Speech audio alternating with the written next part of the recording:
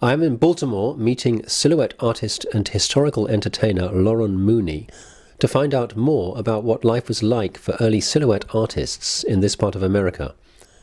In particular, I want to ask her about Charles Willson Peale, founder of the Peale Museum, and his family's slave, Moses Williams. A manumitted slave in the early 19th century was a little bit unusual, so already he would have probably attracted some attention. Most African Americans would have been enslaved, although Pennsylvania and the most northern cities would have had more open ideas about who could be free and who could be slave.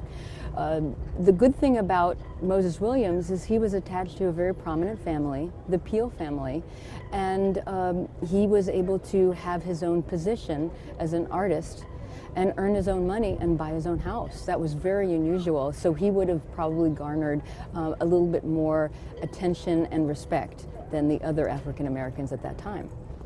The physiognotrace machines were creating an image of the people's portraits, but it really wasn't exact. Some of them really came out looking like blobs.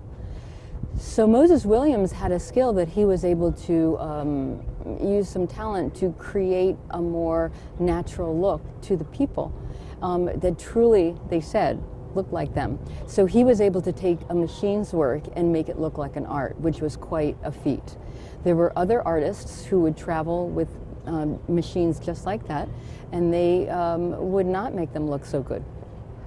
I became interested in silhouettes by looking at silhouettes in the antique stores. I became fascinated with the personality of the portraits that I saw. I've been a silhouette artist for a little over 6 years.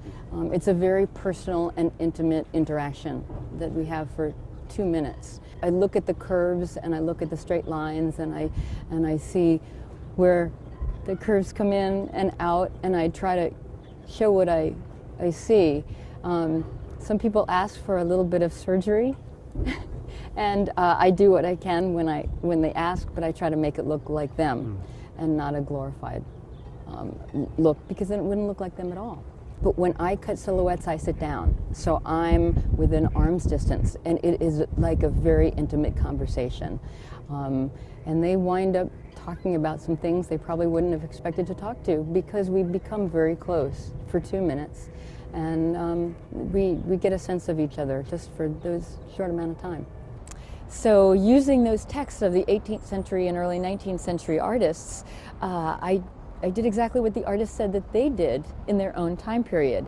Use the same scissors type, use the same paper type, and I tried to recreate what they did. And then I started learning about the history of why they did it and how they did it in the culture.